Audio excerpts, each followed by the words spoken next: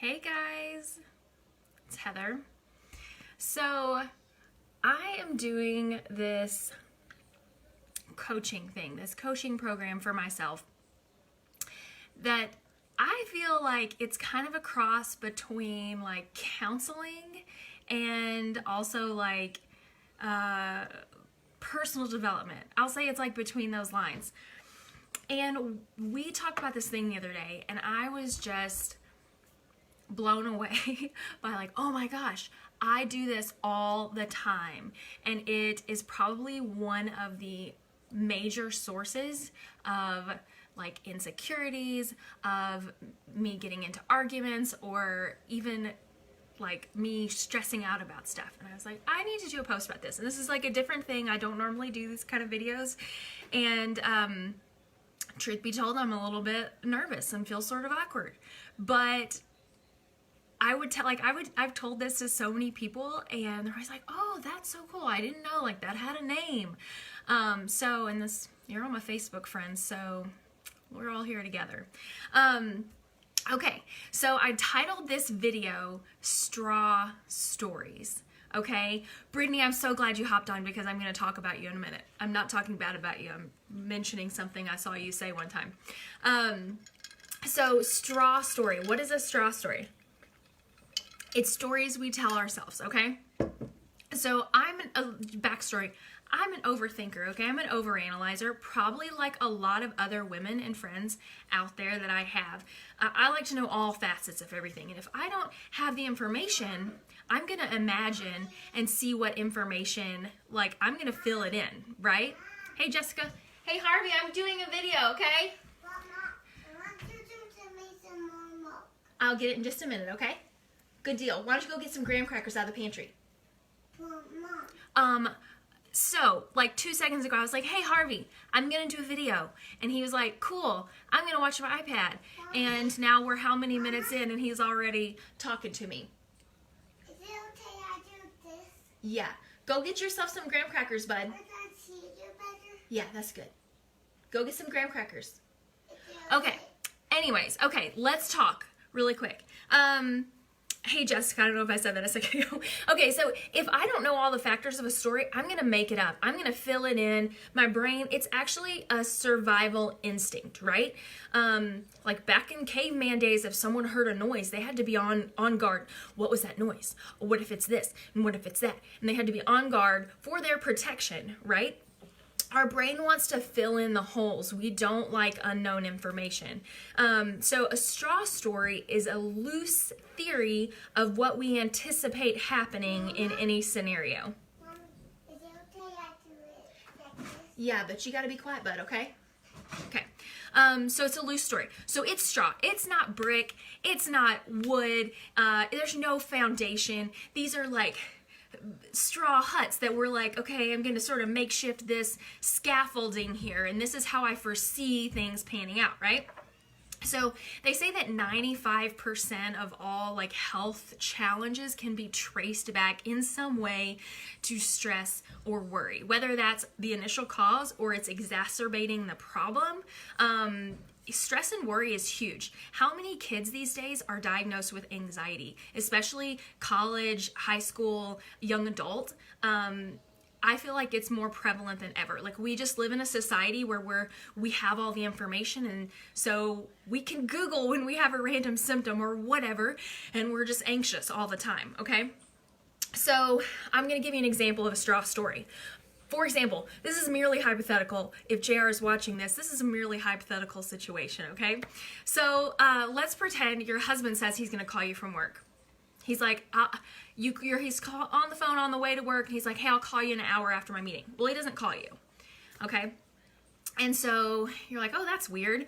A few hours go by and you're like, hang on a second. And so you send him a Facebook message and you're like, hey, you good? Did you make it to work okay? Whatever. Yeah, you can have him. Harvey's addicted to graham crackers. We bought a Costco-sized container of graham crackers. But fortunately, guys... Okay, here you go. Okay. Anyway, so your husband says he's going to call you. He doesn't. A little while goes by, you send a Facebook message and you say, hey, are you okay? Did you make it to work? He doesn't answer. And you start like, well, he wasn't even at work yet. And you see a news article, big accident on the main highway, and you're like, is he okay? And so you try to call his cell phone. No answer. Then you see he's seen your Facebook message, okay? And so then you're like, okay, he's seen it. Why is he not calling me back? What is up? Then you're like, last night I got onto him for not taking the trash out, and we kind of had this spat. Is he still ticked off about that? That is ridiculous. I cannot believe he'd be so childish. Da-da-da-da-da. And you build up this whole scenario, right? You're like, he didn't really even say goodbye. He seemed kind of rude on the phone this morning. You start looking for clues. You start filling in the holes of your story with what you think is gonna, what you think this scenario is, okay? You're starting to get fired up. It's almost time for him to be home now, and you start rehearsing in your head what you're gonna say. He's gonna walk in this door. I know he's gonna be giving me a cold shoulder. I'm gonna give it right back, and I'm gonna tell him XYZ, and he's probably gonna say this back to me, and you are on fire. And he walks in the door, and he goes to the bathroom or goes wherever and doesn't really say hi, which isn't that off of normal, but you're like, I cannot believe him. I've been waiting for his call all day. You're in a tizzy, right? Before you know it, you're when I get mad, my body is like on fire, okay? I have anger issues, okay? And my body is on fire. I'm all riled up, and we've curated everything. Only to find out that he got caught in meetings all day. He happened to see our message. He didn't have time to call us back at the time. But you know what? We're still mad. Like, you just can't shut that off, right? You're still riled up in your head. So even though he's like, I was stuck in a meeting, you're like, well, you couldn't even leave for like 2 seconds to call me back. And then the rest of the day, you're already wound up. And so any little thing that happens, it's going to put you way back up here where you were. So I know that's like an elaborate example, but it goes in so many ways, not just anger, but also other things as well, which I'm going to get into in a minute. But I saw Brittany Ray Martin post this thing on Facebook the other day. It was like a quote that said, the version of me that you've created in your head is not my responsibility. And I found like it was right after we had first started talking about this straw stories concept, and I was like, wow, that is so true. JR and I last year, I think, did counseling, not because we were in like dire need of anything, but because we just wanted to like be more in sync and figure out how to communicate better.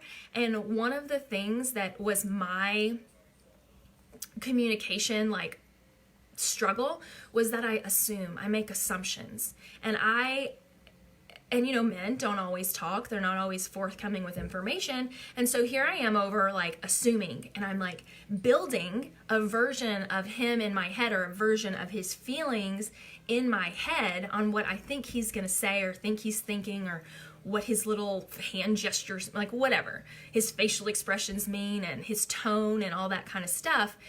And it was really like not only hurting my marriage with communication, but it also goes into so many other things like insecurities, fear.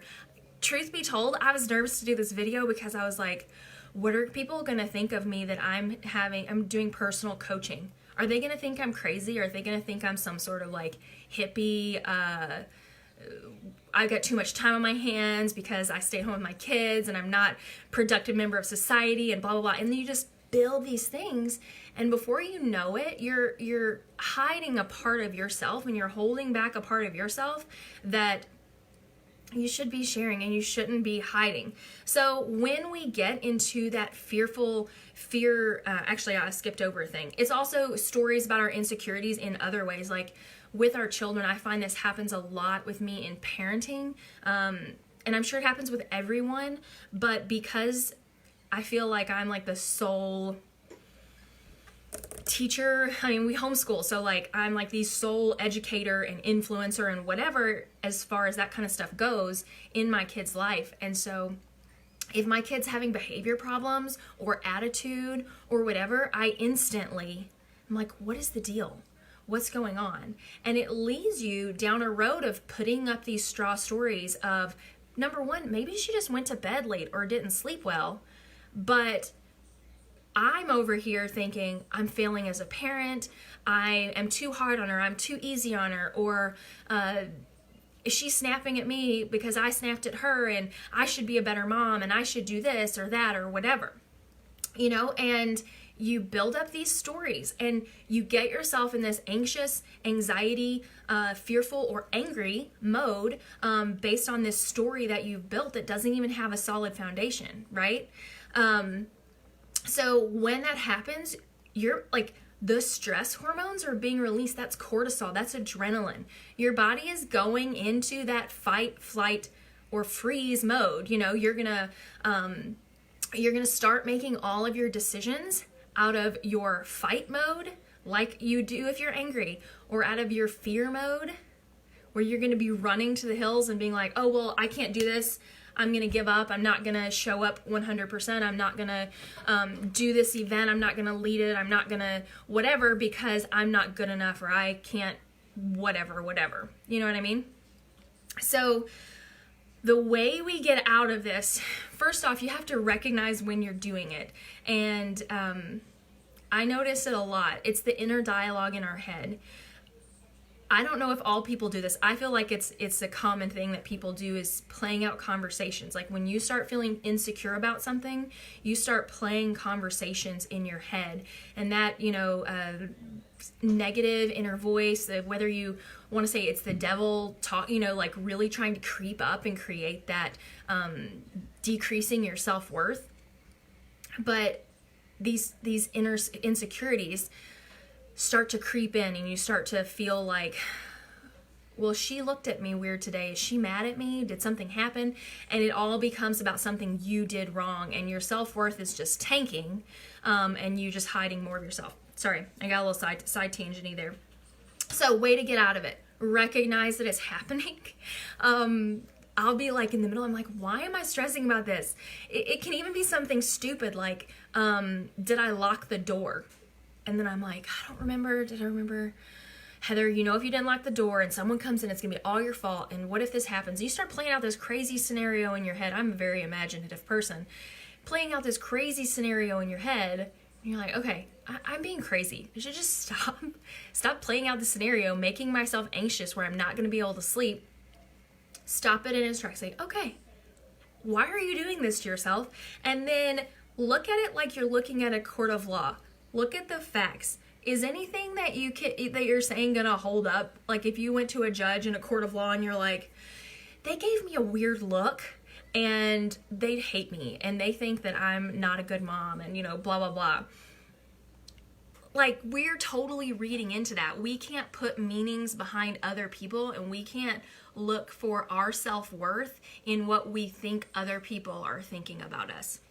So recognize the cycle, look at the facts and be like, okay, always err on the positive. Okay, I've been really trying to do this in my marriage because I feel like this is so important, especially if you're like me and you get in your head about things. So anytime something like this happens and I catch myself thinking like, I know what JR is thinking, or I know that he's mad at me, or I know he's something, I'm like, you know, no, I don't know. You know, his personality is not the same as mine. Hang on, I gotta drink. I'm about to cough on you guys. His personality is not the same as mine. Just because he's being quiet doesn't mean he's mad at me. Doesn't mean he's whatever. Maybe he's tired. I try to err on the side of caution. And if you still can't let it go, take yourself, bring it down a notch, and open a conversation and say, when you did that, when you were quiet after I told you this, you know, my feelings, I felt like you were mad at me. That's it. I'm not going to get on here and be like an emotional relationship counselor, because my relationship is totally not perfect. But this straw stories thing is probably the number one thing in my life that makes me feel crappy about myself, and also makes me feel insecure and unstable in my marriage. And so I just had to share it with you guys.